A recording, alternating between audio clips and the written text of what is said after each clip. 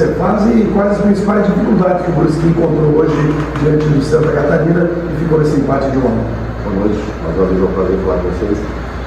Começamos até conscientes do jogo, por mais que o adversário tem um plano ofensivo muito interessante, com bons jogadores, né? Um jogo de risco toda hora.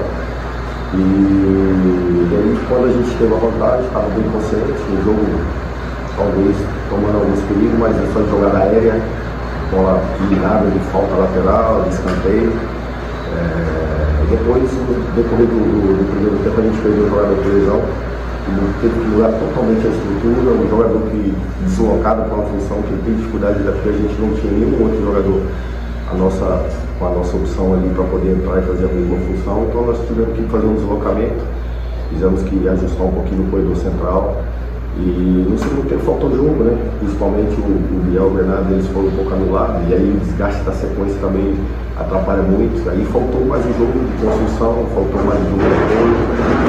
Os 10 minutos do segundo tempo, tendo as mesmas ações que nós costumamos a ter, e depois não. Depois perdemos essa condição de jogo, o adversário pela qualidade dele empurrou nosso time para trás e o nosso time aceitou ficar abaixo. Era para ter empurrado o nosso time para frente, para andar e provocar erro. A gente ficou estabilizado, foi dando condição para o adversário ganhar confiança.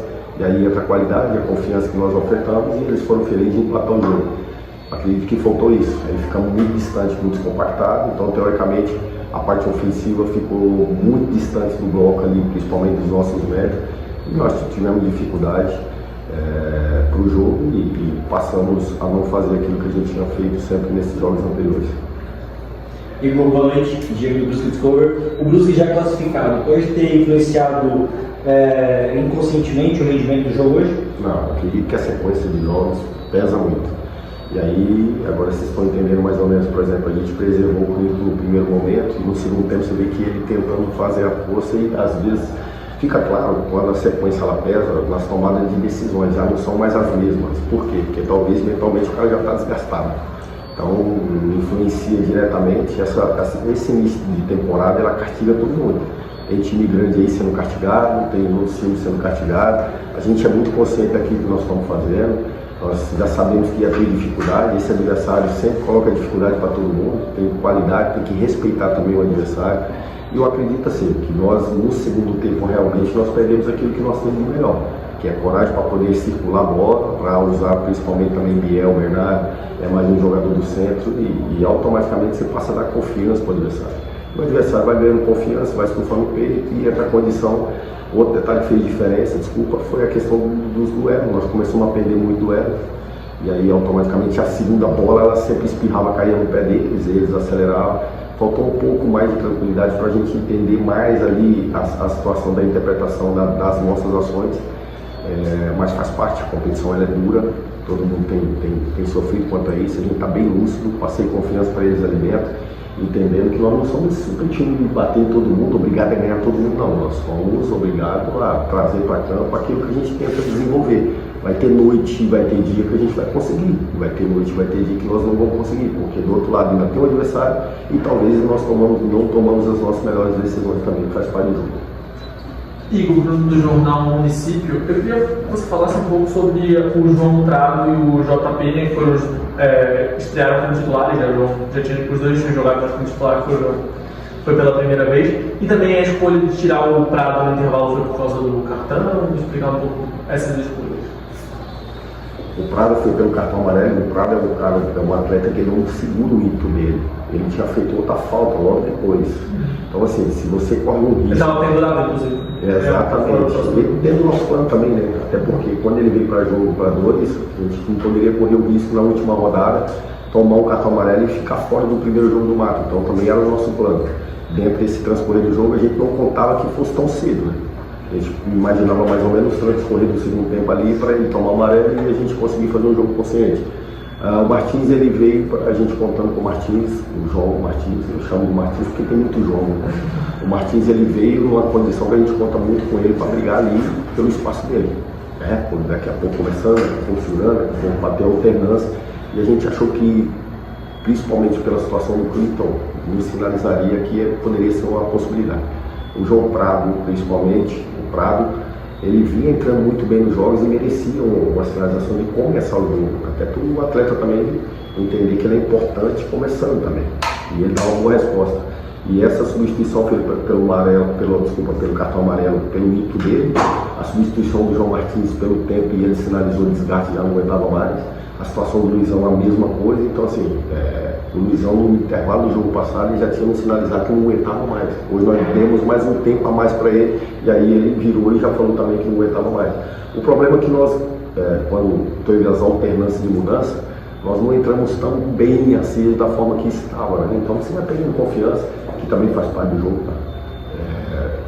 Os atletas que entraram depois nos jogos anteriores ajudaram muito.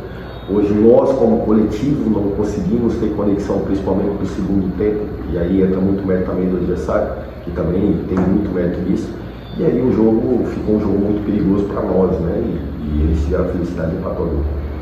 Igor, Marlos Grandes da NSC, queria saber, já falou bastante do desgaste, da suspensão do João Prado, se para a última rodada o time vem mesmo com uma equipe reserva no último jogo.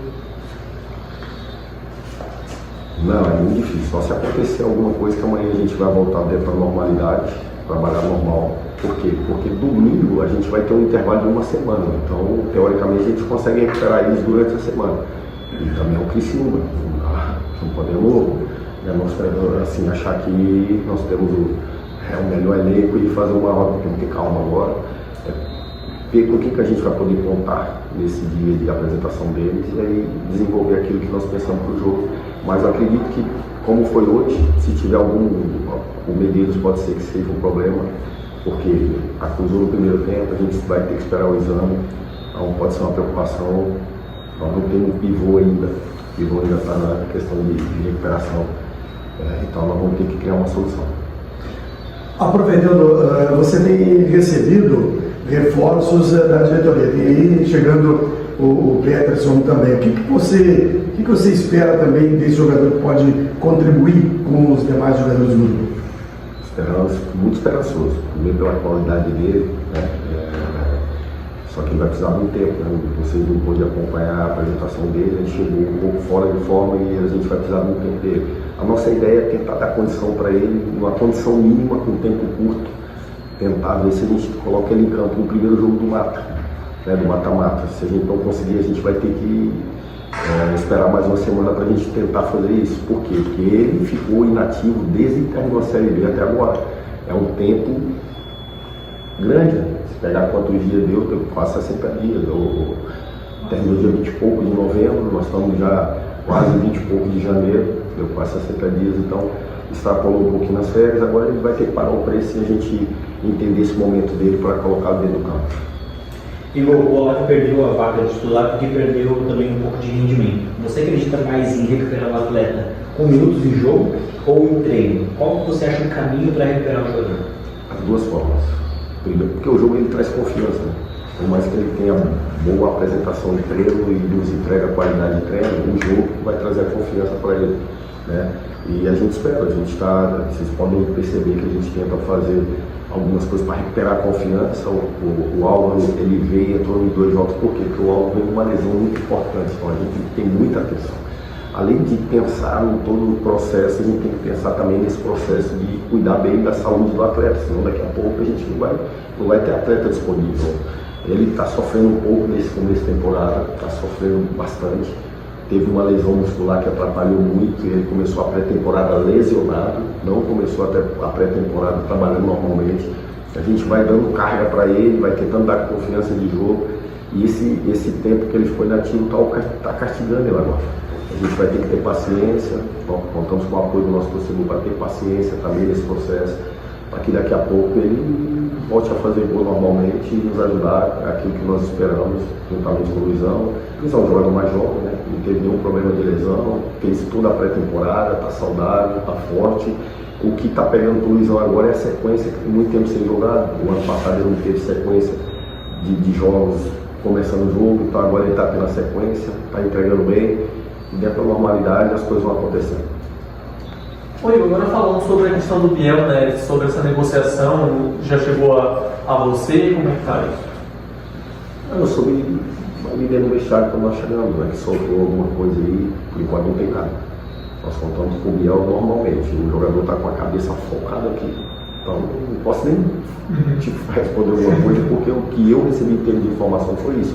A partir da manhã, se vir algo diferente, aí eu vou conseguir responder de forma diferente, mas o que eu sei até agora é que só foi um boato, um movimento que teve aí, mas não chegou nada para o clube ainda. Quando chegar para o clube, aí eu vou conseguir responder com muita clareza, para não te responder de forma assim que eu não tenho o conhecimento e a certeza do que vem acontecer. Pois logo vem aí o mata-mata, até porque você já está classificado. O que dá para dizer em termos de carga do grupo todo? Tem alguém que aí deve estar no limite da carga, tem outros que estão começando a chegar próximo, enfim, de que maneira você analisa o grupo como um todo? Nós estamos chegando no limite, nosso grupo é muito enxuto, né? Por exemplo, hoje nós perdemos um lateral que não, na segunda rodada teve um problema com o Matheus Mudou, e aí colocamos o Medeiros e não tinha ninguém mais característica para colocar ali. Talvez a improvisação seria muito pior, porque aí talvez é um jogador de associação curta, talvez um médio para colocar ali. Aí escolhemos um defensor que era o Rian, porque ele já trabalhou travado, não trabalhou saltando e nem andando para frente. Né? Então a gente escolheu que pelo menos trazer uma solução ali. Né? E aí trouxemos o Alisson e o Milhoni por dentro, colocamos o Raimar pelo corredor e travou uma linha de 4 e soltando mais o Raimar para jogo. Né? E colocamos o Clinton lá para dar velocidade do lado de lá. Quando o João Martins nos sinalizou desgaste, nós tivemos que inverter, trazer velocidade para o lado de lá e colocar o João Pedro para sair de fora para dentro para ganhar mais um meio quando a gente tiver a bola. E a gente ia conseguir fazer um quadrado com ele. Só que não conseguiu entrar num espaço favorável para ele, e aí ele ficava mais em cima da linha e a gente não teve ele jogo. Né? Por quê? Porque ele sabia que o nosso jogo ele parte muito também pelos nossos médios, com associação, com circulação. E os nossos médicos hoje sofreram um desgaste físico muito grande, então eles baixaram um pouco, normal, porque a gente sabia.